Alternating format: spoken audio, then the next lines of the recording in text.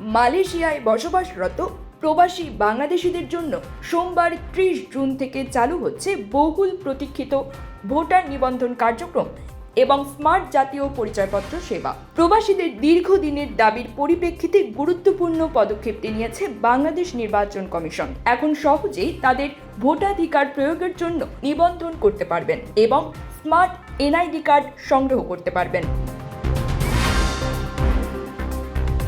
শনিবার 28 June কুয়ালালামপুরে Bangladesh high কমিশনের official Facebook পেজে এক বিশেষ বিজ্ঞপ্তিতে এ তথ্য জানানো হয়েছে।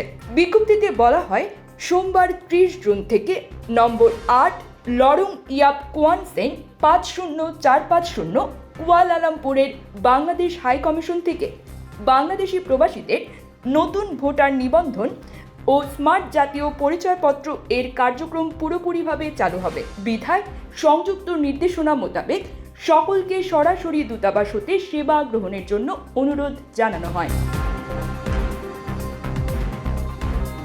একই সাথে বিগত সময়ে যারা এনআইডির জন্য আবেদন করেছিলেন তারা consular.kualalampur@gmail.com এই ইমেইলে যোগাযোগের মাধ্যমে এনআইডি কার্ডের আপডেট নিতে পারবেন। এছাড়া দূতাবাসের এনআইডি কাউন্টার হতে যাদের স্মার্ট এনআইডি কার্ড এসেছে তারা তা সংগ্রহ করতে পারবেন।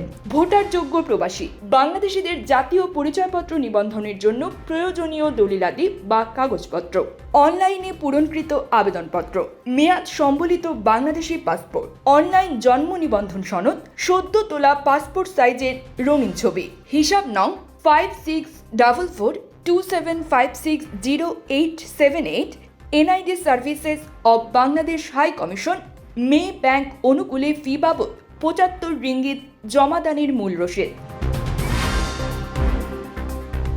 নাগরিকত্ব সনদ, পিতা মাতার এনআইডি বা মৃত্যু নিবন্ধন বা সনদ, শিক্ষা সনদ, বিবাহিতদের ক্ষেত্রে নিকাহনামা বা স্বামী স্ত্রীর এনআইডি, ভোটার এলাকা ঠিকানার ইউটিলিটি বিলের কপি। উপরে উল্লেখিত দলিলাদি বাংলাদেশ হাই কমিশন মালয়েশিয়া নিবন্ধন কেন্দ্রে জমা প্রদান আবশ্যক। অন্যান্য দলিলাদি সংগ্রহে থাকলে নিবন্ধন কেন্দ্রে জমা দেওয়া যাবে। না থাকলে আবেদনকারীর পক্ষে বাংলাদেশে অবস্থানরত প্রতিনিধির মাধ্যমে উক্ত দলিলাদি তদন্তকারী কর্মকর্তা তথা উপজেলা বা থানা নির্বাচন অফিসারের নিকট প্রদান করতে হবে। News desk, Probashon news.